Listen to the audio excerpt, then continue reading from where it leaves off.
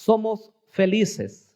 Somos las personas más dichosas al caminar, Señor, contigo, al tenerte de nuestro lado, al saber, Señor, que tú eres el centro de nuestra vida. Tú eres nuestro primer amor.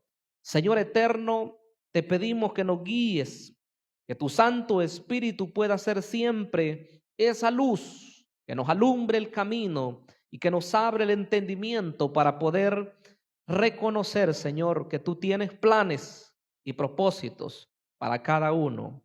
Gracias, Señor, en el nombre de Jesús. Amén y amén. Decíamos un encuentro con Dios. Me atrevo a decir que entre todos los que estamos acá, pues no somos ajenos a esto. Todos en algún momento nos encontramos con el Señor. Y quizá lo pudiéramos cambiar incluso la forma de decir, es el Señor mismo el que propició ese momento especial, ese encuentro con Él.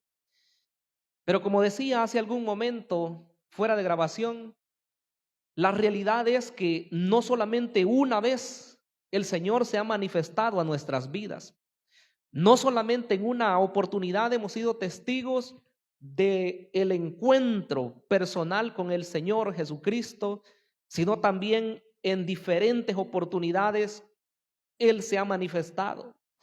Puede ser que en un momento en el cual usted estaba desalentado, desalentada, quizás triste por la muerte de algún familiar o por algún problema, ¿verdad?, que estaba aquejando su vida, o en cualquier momento, ¿verdad?, en el cual usted dijo, ya no, ¿verdad?, me siento solo, me siento sola. Pero en esos momentitos, hermanos, cuando el clamor es sincero, cuando la petición viene no solamente de los labios, sino del corazón, ahí es cuando de verdad nosotros estamos expectantes y preparados como para poder ver lo que Dios va a realizar en nuestras vidas. Fíjense que el pasaje que hemos leído hoy, de Génesis 28, nos narra la historia de un hombre que no era una gran persona. Hay que ser claros. No era alguien que pudiera ser admirable y que se mereciese el poder tener un encuentro con Dios.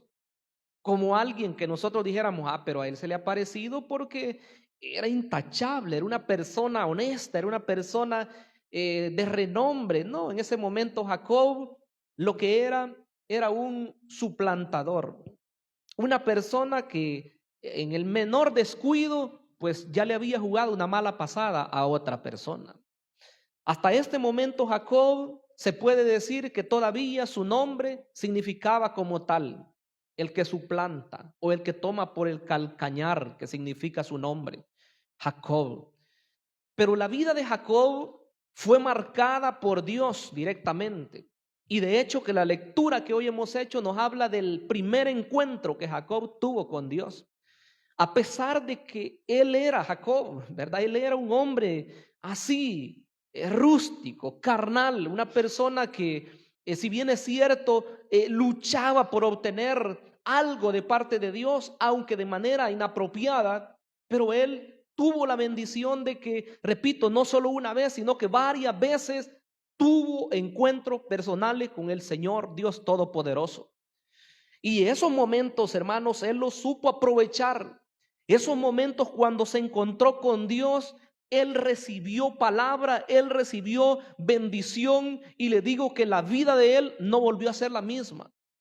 De este encuentro aprendemos mucho nosotros, porque podemos ver cómo una persona común y corriente, una persona imperfecta, puede encontrarse con el Dios Todopoderoso. Y le digo que si nos encontramos con Él, si estamos cara a cara con Él y aprendemos a oír lo que Él nos va a decir, mis hermanos, vamos a recibir de Él. Y más temprano que tarde le digo que vamos a estar disfrutando de esas bendiciones que Él promete para aquellos que son sus hijos.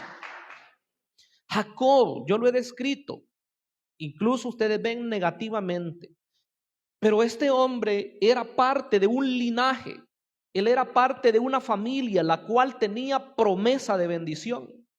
Y eso debemos estar conscientes, porque de seguro alguien ya se debe estar preguntando, bueno, pero mi familia le sirve a Dios, mi padre, mi madre, mi tío, mi abuela, quien quiera que sea, usted dirá, le sirve a Dios, pero ¿yo quién soy? Seguro, ¿verdad? Que usted mismo y su conciencia lo sabe, pero la realidad es que independientemente cómo usted se considere, Dios tiene un plan maravilloso para su vida. Ese hombre estaba quizás inconsciente de que su abuelo Abraham había recibido promesas grandes de parte de Dios, que su padre Isaac, a él se le habían sido ratificadas las promesas de bendición también. Él estaba inconsciente en ese momento, no lo sabía, y solo lo que sabía es que en ese momento lo podían matar. De modo que después de que él le roba la primogenitura a su hermano mayor Esaú, lo que lograron su padre y su madre era que él saliera huyendo para la tierra donde las familias vivían, para la tierra de Harán. En este momento él no estaba buscando una comunión con Dios. En este momento él no estaba queriendo encontrarse con Dios. Él lo que estaba buscando era huir lo más lejos posible para que su hermano Esaú no lo matara. Él iba. Y como dice la lectura que hemos hecho, que salió pues Jacob de Beerseba, de donde ellos vivían, y se fue para Harán. En ese trayecto y en ese viaje que él, hermanos, emprende desde la tierra de Beerseba, al pasar por el lugar donde después se llamó Betel, que por cierto desde ese momento le cambian el nombre, él se va a encontrar con Dios. Y por eso dije, un encuentro con Dios lo cambia todo. Él iba con miedo, él iba sin nada. Una persona que va huyendo, no crea usted que lleva unas cuantas mochilas o que lleva bastante comida ahí para ir por el camino, o que lleva suficiente agua, o que lleva armas o algo preparado. No, en ese momentito lo único que él quería era salvar su vida. Así iba él. Y dice que llega a un lugar, a un paraje, dice ahí, y de repente le dio un sueño terrible porque iba cansado y no halló más un lugar mejor sino en el suelo y una piedra de almohada. Como lo hemos dicho en otras oportunidades, nadie en su sano juicio va a tomar una piedra para almohada, pero a él no le importaba nada porque él estaba cansado. Él todo lo que quería era un momento de reposo. Lo que él no sabía es que en ese momento la presencia de Dios estaba en ese lugar, que la mano poderosa de Dios estaba guardándole. Así como usted y yo en algún momento podemos pensar que estamos solitos, que estamos desamparados, que el enemigo pudiera hacer y deshacer, ¿verdad? Y que no tenemos ninguna defensa. Ese es nuestro pensamiento. Pero la realidad es que un hijo de Dios jamás está solo. Un hijo de Dios nunca está desamparado. Podrá ver usted que lo han abandonado sus hermanos, que lo han abandonado sus familiares, que lo han abandonado las personas que más lo querían a usted, pero le digo que la mano poderosa de Dios sigue estando cubriéndole a usted y teniendo el cuidado de su familia. Ahí estaba Jacob y de repente dice que tiene un sueño. Ese sueño, yo le digo, un sueño como ese nunca se olvida. Cuando uno, hermanos, tiene un sueño de parte de Dios, cuando de verdad tiene un significado espiritual, nunca se le olvida a uno. Hay sueños que son normales, ¿verdad? Sueños de cualquier cosa, pero hablamos de cuando Dios se quiere manifestar a la vida. Esos sueños no se olvidan. Dice que él miraba una escalera y esa escalera estaba apoyada en tierra y llegaba hasta los cielos. Y ángeles dice que bajaban y subían. Yo siempre me he preguntado por qué dice que los ángeles bajaban y subían. No dice que primero, perdón, dice que ángeles subían y bajaban. No dice primero que bajaban y subían. Quiere decir que ahí en ese lugar ya había presencia de Dios. Los ángeles siempre están relacionados con el accionar de Dios en favor de sus hijos. Porque en hebreo dice que los ángeles son ministros. Algunos hasta se han confundido y piensan que ahí está hablando de los ministros hombres. Pero en la carta a los hebreos está hablando acerca de sus ángeles que son ministros. Hebreos 1:14.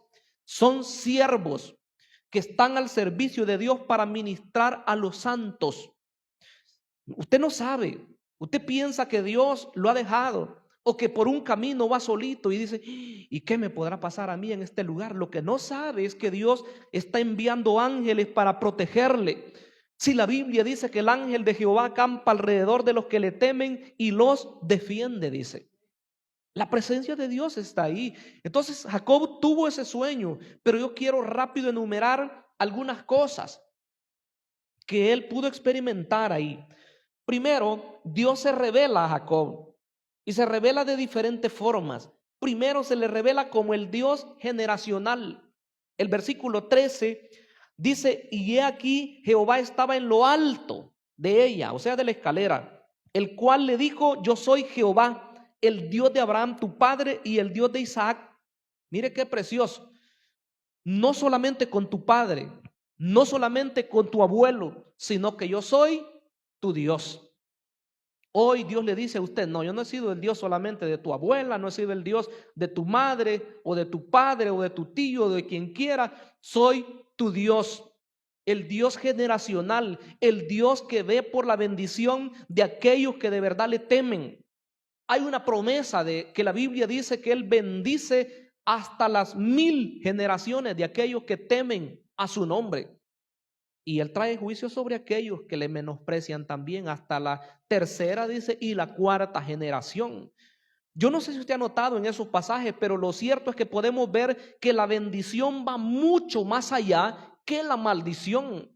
Por eso debemos ser personas que si alguien está detrás de nosotros, si tenemos hijos que van detrás de nosotros, si tenemos nietos que van detrás de nosotros, o si somos personas líderes, que hay gente que va detrás de nosotros, tenemos que preocuparnos por marcar la diferencia y hacer de nuestra vida una vida que agrade a Dios. Porque la fe de Abraham, la fe de Isaac contó mucho para que Dios estuviera siempre con su descendiente Jacob. Yo soy, le dice, el Dios de Abraham, el Dios de Jacob, el Dios de Isaac. Y ahí le declara la misma bendición conforme al pacto que había hecho con ellos. Le dice, la tierra en que tú estás acostado, la daré a ti y a tu descendencia. Mire qué precioso. O sea, viene en escala. Yo siempre lo he dicho, quizás ni nos hemos puesto a pensar.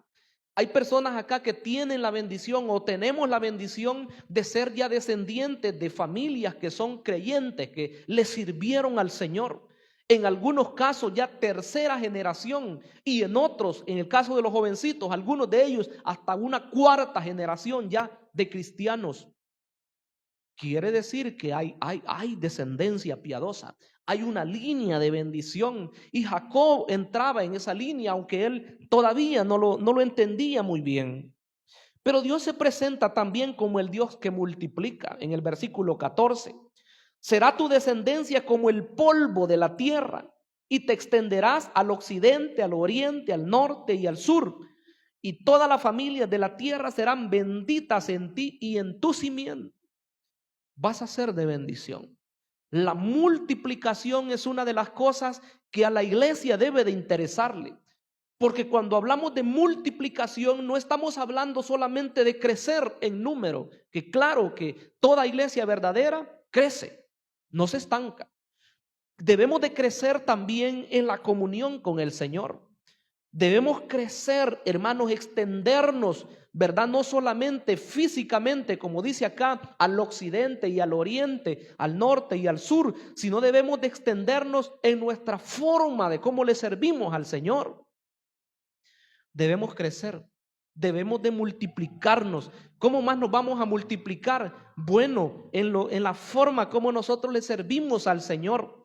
Si hoy sentimos que servimos al Señor, pero aún podemos dar más, hay que hacerlo.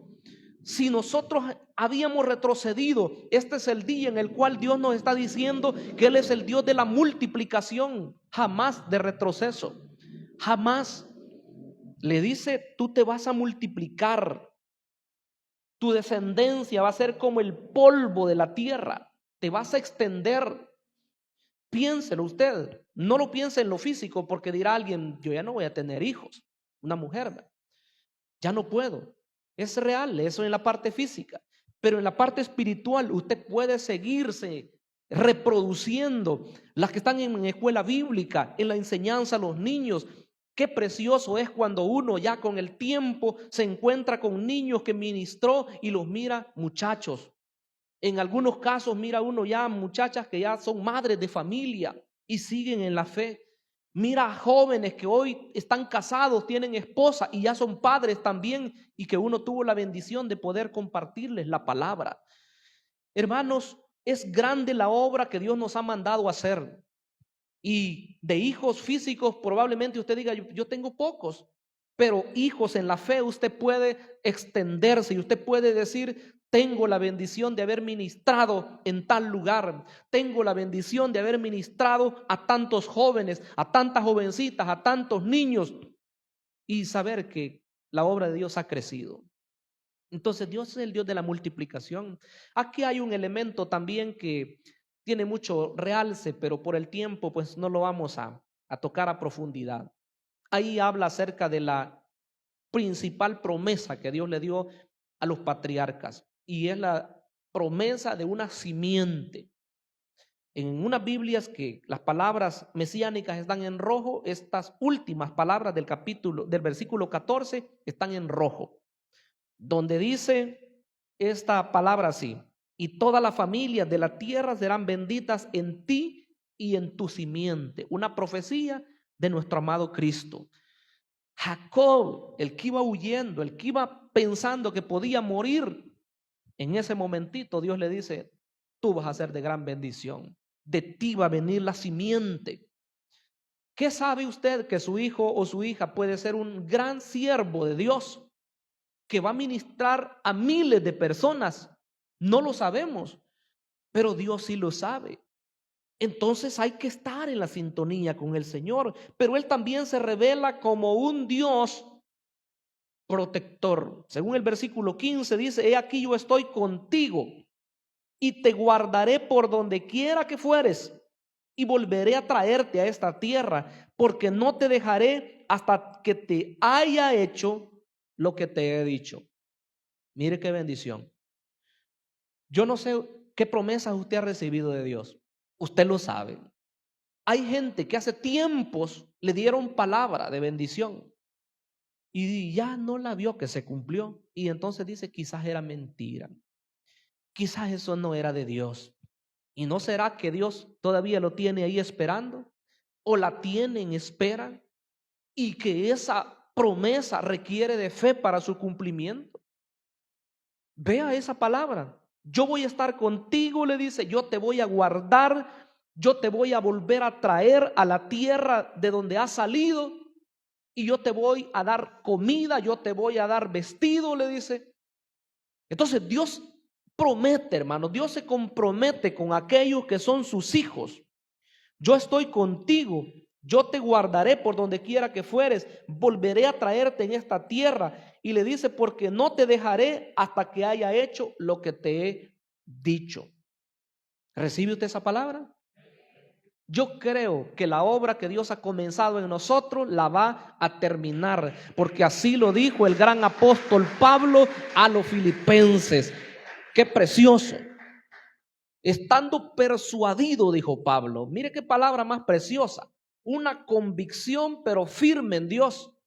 Estando persuadido, dice de esto, que el que comenzó en vosotros la buena obra, ¿qué dice? La perfeccionará hasta el día de Jesucristo.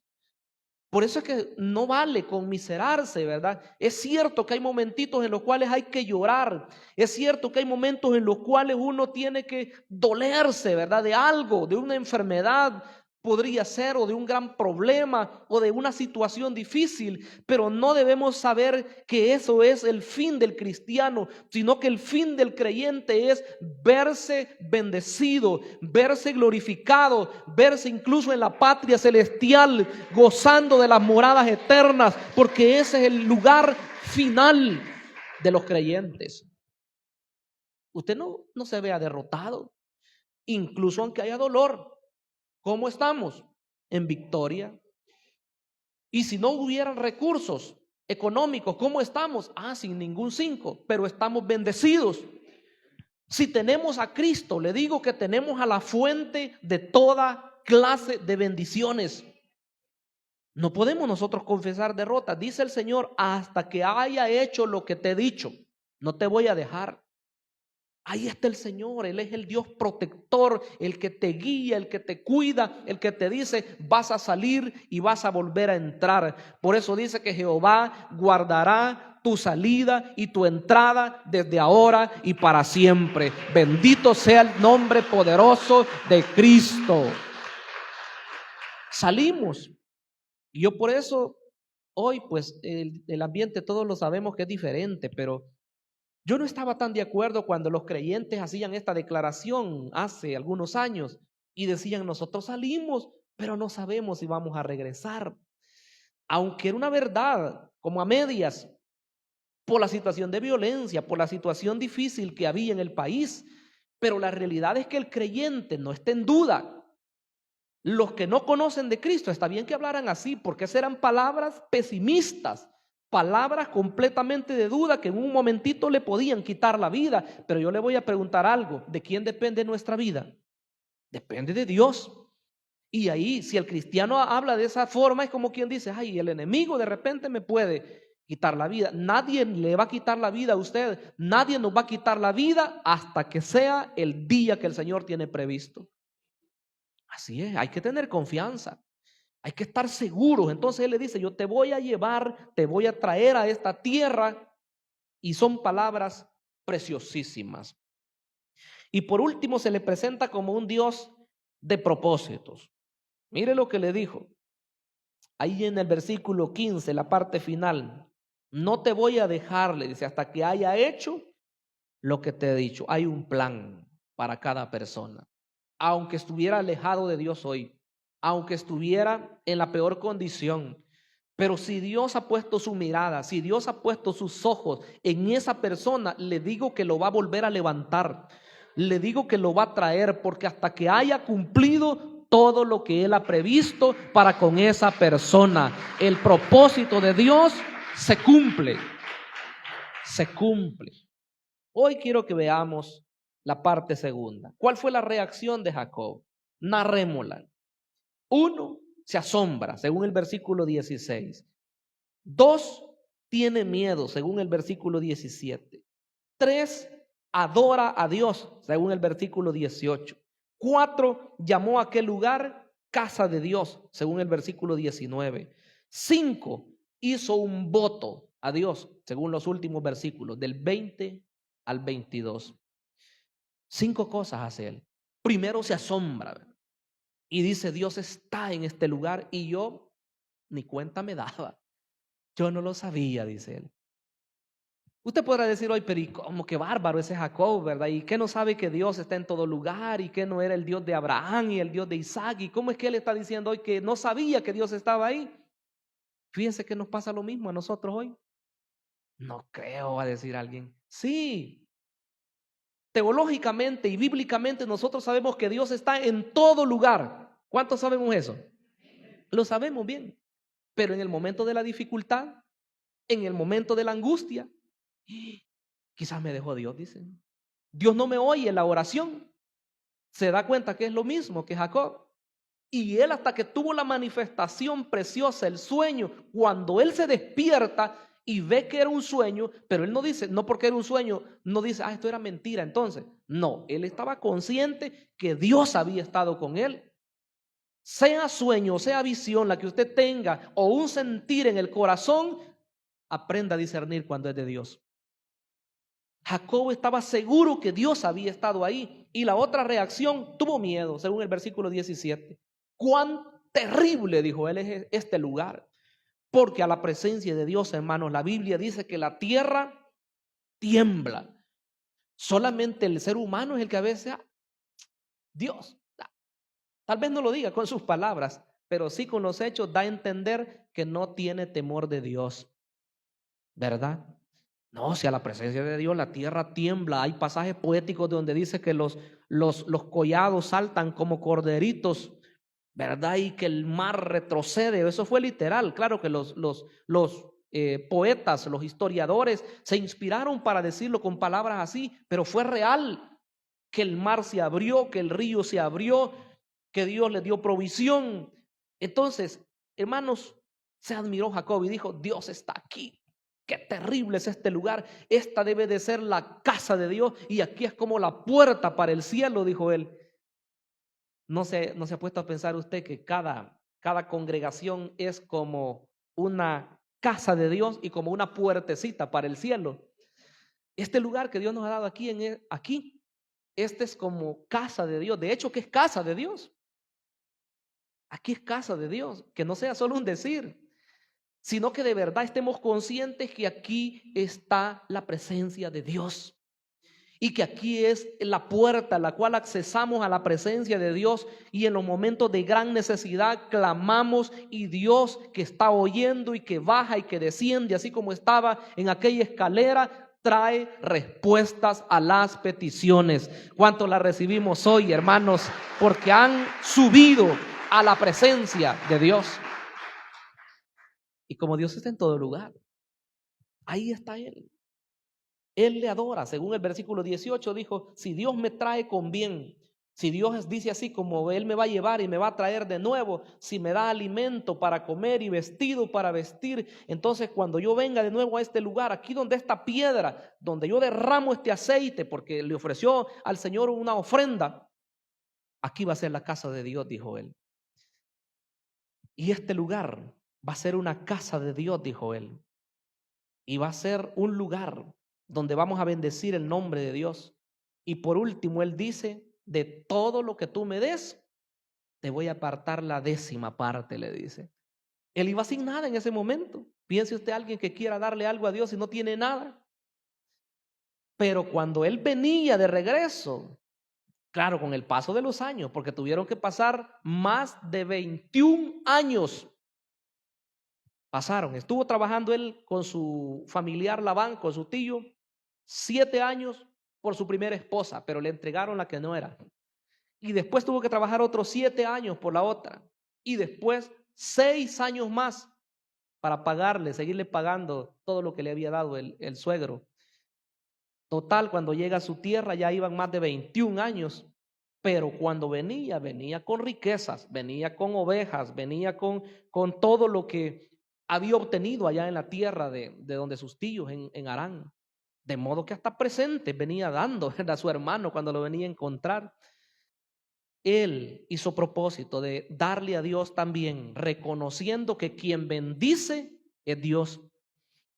Yo bendigo la vida de todas aquellas personas que dan su diezmo para el Señor, de aquellas personas que dan sus ofrendas especiales para la obra de Dios, de aquellas gentes que ofrendan para la obra de Dios, porque quiero decirles algo en esta noche.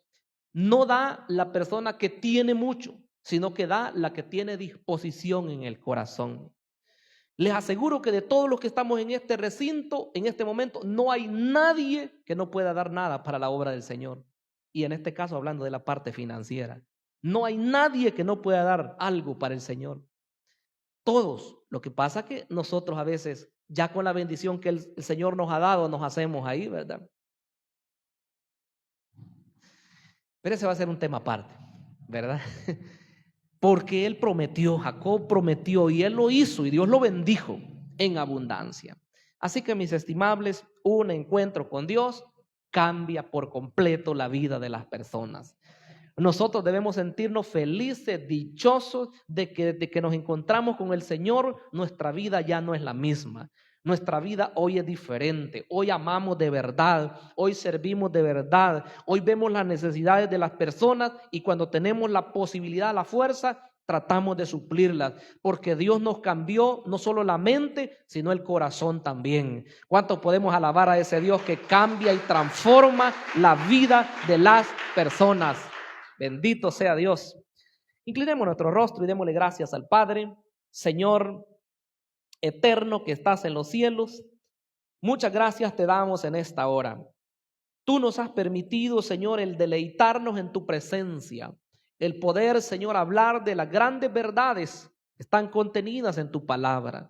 Señor, como este hombre Jacob, que tuvo un encuentro, bueno, muchas veces, pero hoy hemos hablado de uno, y que fue cambiado, que fue transformado, que su vida no fue la misma. Señor eterno, que nosotros también, cada momento, Señor, podamos buscar tu rostro, buscar tu presencia. Y una vez, Señor, que tú te manifiestes a nuestras vidas, que podamos ser obedientes a lo que tú nos dices, Señor. Si nos marcas un rumbo el cual seguir, que sigamos ese camino. Si nos dices que hay cosas, Señor, que hay que dejar, hay que obedecer, hay que hacer caso. Señor eterno, guíanos. Que no sea nuestra mente, que no sea nuestra buena inteligencia, sino más bien que seas tú a través de tu Espíritu Santo, Señor, moldeando nuestra vida, guiándonos siempre, Señor, en toda obra que vamos a emprender, en todo negocio que vayamos, Señor, a hacer. Señor, que tú seas nuestra guía. Gracias, mi Dios, en el nombre maravilloso de Jesús. Amén y amén.